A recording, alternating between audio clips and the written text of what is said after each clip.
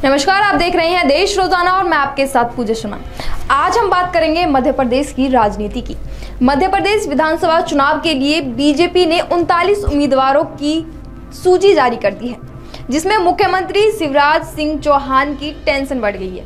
BJP विधानसभा चुनाव जीती तो इस बार सीएम पद की रेस में कई चेहरे सामने आने वाले हैं। केंद्रीय मंत्री नरेंद्र सिंह तोमर से लेकर प्रहलाद पटेल, भग्गन सिंह कुलस्ते और राष्ट्रपति महासचिव कैलाश विजयवर्गीय को विधानसभा चुनाव में उतारकर बीजेपी ने राजनीतिक बाजी जीतने का काम किया है। जहां एक तरफ राजनीतिक बाजी जीतने का काम किया है, तो वहीं 3 केंद्रीय मंत्री सहित 7 सांसदों को मैदान में उतारने के बाद चुनावी रेस को और अधिक दिलचस्प बना दिया है। केंद्रीय मंत्री, सांसदों और दिग्गज नेताओं के चुनावी रण में उतर जाने से सीएम शिवराज सिंह चौहान की टेंशन बढ़ गई है, क्योंकि बीजेपी ने किसी भी नेता को मुख्यमंत्री पद का चेहरा घोषित नहीं किया। बीजेपी ने सामूहिक नेतृत्व में चुनाव लड़ने का फैसला किया है और नतीजे के बाद सीएम पद का फैसला होगा। ऐसे में बीजेपी में सीएम बनने का विकल्प खुला हुआ है और चुनाव जीतने के बाद किसी भी नेता की लॉटरी लग सकती है। 10 साल बाद फिर विधानसभा चुनाव लड़ेंगे विजयवर्गीय। बीजेपी ने केंद्रीय मंत्री नरेंद्र सिंह तोमर को मुरैना की दिमनी विधानसभा सीट से चुनावी मैदान में उतारा है।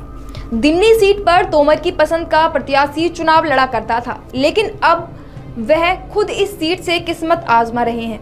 तोमर करीब 20 साल के बाद विधानसभा का चुनाव लड़ेंगे। आखिरी बार साल 2023 में ग्वालियर से विधायक चुने गए थे, लेकिन उसके बाद 2009 से सांसद बनकर केंद्रीय राजनीति में आ गए। अब फिर से विधानसभा चुनाव में उतरेंगे, लेकिन यह थोड़ी शर्म की बात है कि सांसद के बाद विधायकी का चुनाव कौन लड़ता है। केंद्रीय मंत्री प्रहलाद पटेल 3.5 दशक से राजनीति में हैं, लेकिन जीवन में पहली बार विधानसभा चुनाव लड़ने जा रहे हैं। बीजेपी ने उन्हें नरसिंहपुर सीट से प्रत्याशी बनाया है, जहां से उनके भाई जालम पटेल विधायक थे। इसी तरह से केंद्रीय मंत्री भग्गन सिंह कुलस्ते को निवास सीट से प्रत्याशी बनाया गया है। कुलस्ते 1990 में आखिरी बार विधायक बने थे और अब 33 साल के बाद विधानसभा का चुनाव लड़ने जा रहे हैं। भग्गन सिंह कुलस्ते आदिवासी चेहरा माने जाते हैं, जबकि प्रहलाद पटेल ओबीसी समुदाय से आते हैं। बीजेपी ने राष्ट्रीय महासचिव कैलाश विजयवर्गीय को इंदौर विधानसभा सीट से प्रत्याशी बनाया है। विजयवर्गीय 10 साल बाद फिर विधानसभा के चुनाव मैदान में उतर रहे हैं। वह साल 2013 में आखिरी बार विधायक चुने गए थे। उसके बाद साल 2018 में उन्होंने अपनी जगह अपने बेटे को प्रत्याशी बनाया। विधानसभा चुनाव का टिकट मिलने के बाद कैलाश विजयवर्गीय ने कहा, यह पार्टी का आदेश है। मुझसे कहा गया था कि मुझे काम सौंपा जाएगा और मैं नहीं करूंगा, मुझे यह करना होगा। जब टिकट की घोषणा हुई तो मैं भी हैरान रह गया।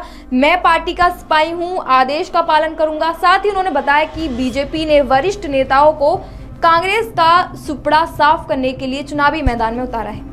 सौभाग्य की बात है कि पार्टी ने मुझे फिर से चुनावी राजनीति में भेजा है। मैं उनकी अपेक्षाओं पर खरा उतरने की पूरी कोशिश करूंगा। बीजेपी मध्य प्रदेश विधानसभा चुनाव में इस बार सामूहिक नेतृत्व पीएम मोदी के चेहरे को लेकर चुनाव में उतर रही है। 2008 से 2018 तक जो भी विधानसभा चुनाव हुए हैं, वह शिवराज सिंह चौहान के चेहरे पर लड़े गए, लेकिन 2 दशक के बाद बीजेपी ने किसी भी नेता के चेहरे को सीएम पद के लिए प्रोजेक्ट नहीं किया है।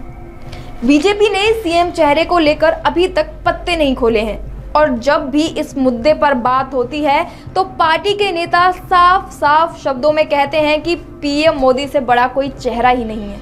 बीजेपी जीती तो सीएम पद की रेस में कई चेहरे सीएम पद की उम्मीदवार में नजर आने वाले हैं। बीजेपी 2023 का विधानसभा चुनाव जीतने में सफल रहती है तो मुख्यमंत्री पद की रेस में कई नए चेहरे सामने आएंगे। इस तरह से किसकी किस्मत के सितारे बुलंद होंगे, यह कहना बहुत मुश्किल है, क्योंकि बीजेपी असम में यह प्रयोग करके देख चुकी है। बीजेपी को इसमें सफलता भी मिली थी और चुनाव जीतने के बाद सर्बानंद सोनोवाल की जगह हेमंत बिस्वा शर्मा को मुख्यमंत्री बनाया गया था। ऐसे में देखना है कि बीजेपी के दिग्गजों में किसके सिर सीएम का ताज सजता है। आप इस मुद्दे को किस नजर से देखते हैं, कमेंट करके हमें जरूर बताएं। बेहतरीन खबरों के लिए देखते रहिए देश रोजाना। नमस्कार। हमारे साथ जुड़े रहने के लिए देखते रहिए देश रोजाना का यूट्यूब चैनल सब्सक्राइब कीजिए। साथ ही देश रोजाना की खबरें सबसे पहले देखने के लिए प्रेस कीजिए बेल आइकन।